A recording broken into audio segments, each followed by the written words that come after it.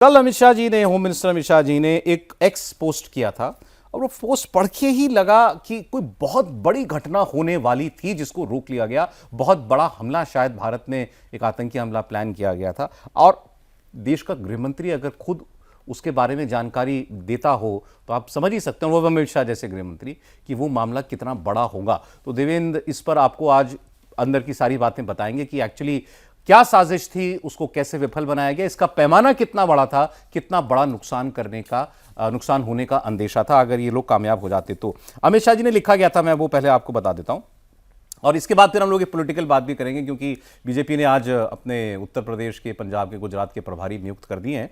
तो यूपी और पंजाब में खास तौर पर बीजेपी का अभी तक का असेसमेंट और वहां की राजनीतिक ग्राउंड वहां का कैसा दिखता है उसकी बात करेंगे। लेकिन आते हैं पहले इस आतंकी हमले को विफल कैसे बनाया भारत ने। अमित शाह जी ने लिखा कि मोदी सरकार ने आईएसआई बैक्ड एक टेरर ग्रुप, आतंकी ग्रुप शहजाद भट्टी नेटवर्क को इंडिपेंडेंस डे से पहले पूरी तरीके से विफल बना दिया और वो 200 लोग पकड़े गए। 200 लोग एक साजिश से जुड़े हुए। आप इसी से अंदाजा लगाइए कि कितना बड़ा इरादा होगा इन लोगों का।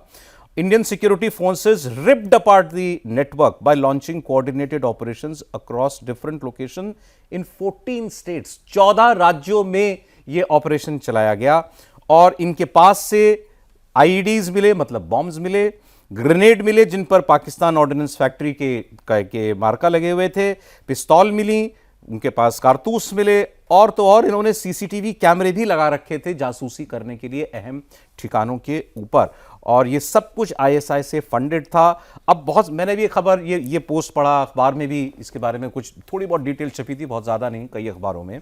तो ये शहजाद भट्टी कौन है जिसके बारे में गृह मंत्री खुद देश को बता रहे हैं कि ये आतंकी नेटवर्क चला रहा था, आईएसआई इसके पीछे था। देश में ये कौन से, आज तो शायद 250 संख्या पहुंच गई है जो लोग गिरफ्तार हुए हैं। तो ये 250 लोग 14 राज्यों में ये किस साजिश को बुन रहे थे, ये हम देवेंद्र से समझना चाहेंगे क्योंकि बहुत बड़ा मामला लग रहा है पहली नजर में। बहुत बड़ा सौरभ, और बहुत बड़ा आप थ्रेट कहें कि वो एक चैलेंज के तौर पर जो जिस प्रकार के चैलेंजेज उधर से वो लगातार देने की कोशिश कर रहा है। कौन है शहजाद भट्टी? हाँ। तो ये मूलतः पाकिस्तान का एक गैंगस्टर, 2013-14 में पाकिस्तान में इसका नाम अपराध की दुनिया में आना शुरू हुआ और एक वहाँ पे खोखर करके एक गैंग है, उसके साथ ही अटैच हुआ। फिर उसके बाद पाकिस्तान से भाग गया ये दुबई और वहाँ से अपना ये गैंग चलाना शुरू किया। धीरे धीरे वो आईएसआई के संपर्क में आया, जैसे अपराध उसने ज़्यादा करने शुरू किए थे उसके बाद आईएसआई के वो संपर्क में आया और आईएसआई को ये लगा कि ये तो बेहतर हथियार है जिसका इस्तेमाल हम लोग कर सकते हैं। ठीक है। इसका जो तरीका है सौरभ, उसमें सबसे बड़ा इसका जो हथियार है वो ये कि सोशल मीडिया के सहारे ये पेनिट्रेट करने की कोशिश करता है युवकों के दिमाग में, यूथ के दिमाग में। दूसरा, सोशल मीडिया में दो चीज़ें हैं सौरभ, एक तो ये कि धर्म, इश्निंदा, इस तरह की चीज़ों को लेकर वो एक बनाएगा माहौल, और दूसरी चीज़ की पैसे का ऑफर भी वो देता है। पाकिस्तान में इसने अपनी लोकप्रियता हासिल करनी शुरू की टिकटॉक के मार्फत से। वैसे वीडियो बना के वो डालता था और वो सारे वीडियो उसको इसी रूप में होते हैं कि इश्निंदा से संबंधित, अल्लाह से संबंधित, इस तरह की बातें करना। तो आप समझ सकते हैं कि उसका एक ऑडियंस तैयार हो जाता है और वहाँ पर इसने खूब अपनी लोकप्रियता बटोरनी शुरू की और अपराध से उसी रूप में बढ़ाना ये शुरू किया। तो जैसे आईएसआई के संपर्क में आया तो आईएसआई ने ख़ास तौर पर आप देखें तो भारत के संदर्भ में पिछले 2 साल में इसका इस्तेमाल करना ज़्यादा शुरू कर दिया आईएसआई ने, जो प्रमुखता से उसका नाम आना शुरू हुआ।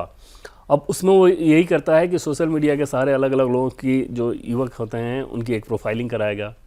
अच्छा, ठीक, उनकी प्रोफाइलिंग के आधार पर उसको ये लगता है कि हाँ, ये हमारे लिए पोटेंशियल हमारा एसेट हो सकता है, तो इसको फिर कांटेक्ट करो।